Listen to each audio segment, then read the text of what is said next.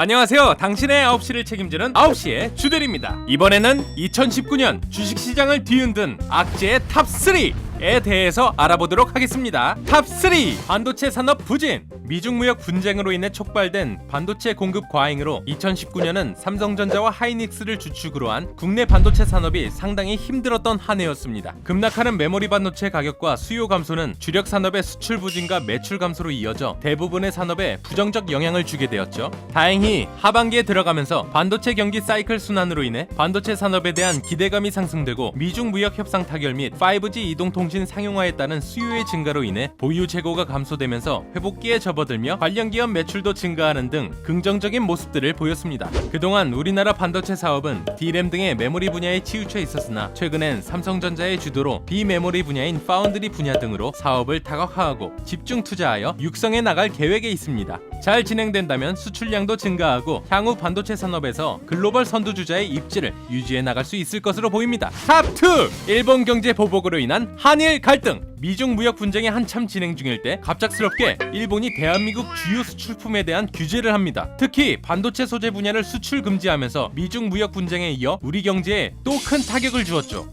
예상치 못했던 한일 경제 갈등은 덩치를 키우며 하반기 경기 회복에 또 다른 복병 역할을 제대로!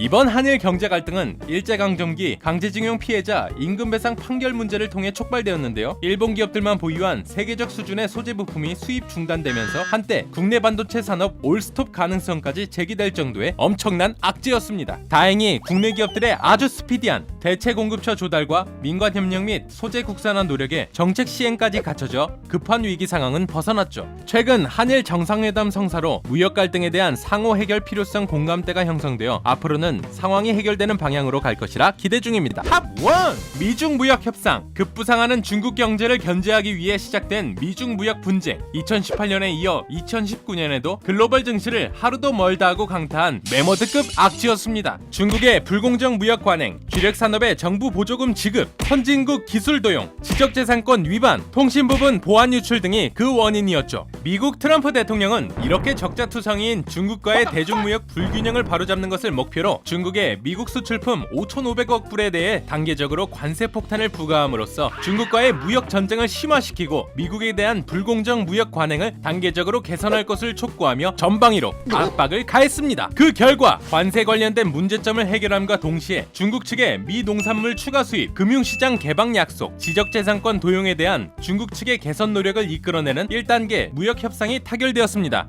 이로써 길고 어두운 터널 같았던 글로벌 증시 및 금융시장 상황을 벗어날 수 있는 시발점이 만들어졌고 이후 2단계, 3단계에 걸쳐 최종 타결이 되길 전 세계가 기대하는 중입니다. 어찌되었건 요약하자면 이 미중 무역 협상으로 인해 미국과 중국 양국에 대한 수출 비중이 높은 국내 기업들은 타격을 많이 입었고 그로 인한 수출 감소와 국내 경기 침체로 국내 주식 시장이 너무나 어려웠다 이 말이죠.